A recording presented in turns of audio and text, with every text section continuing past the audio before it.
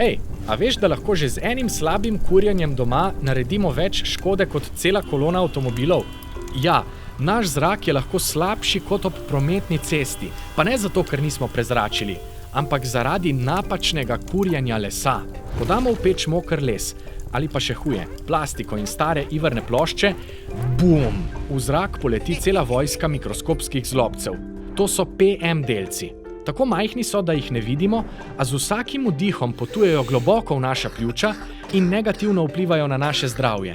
Povzročajo težave z dihali in srčno-žilne bolezni, sploh pa škodijo našim otrokom, nosečnicam in starejšim. In ja, Slovenija ima težave s tem. Ne samo velika mesta, tudi v manjših krajih, dolinah in vaseh se onesnaženost zraka pogosto dvigne nad dovoljene meje.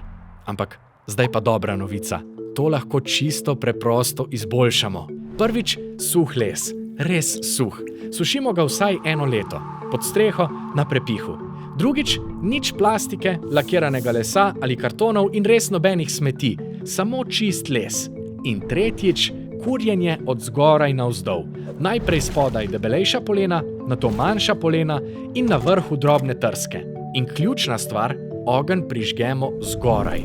Tako gori svetleje, bolj enakomerno, pa še dimnika ne umažemo preveč. In dim mora biti skoraj neopazen. Če iz dimnika bruha gost dim, nekaj ni v redu in v zraku haja preveč škodljivih snovi. Če vsak od nas naredi te majhne spremembe, lahko skupaj izboljšamo naš zrak in okolje. Boljši zrak je v naših rokah.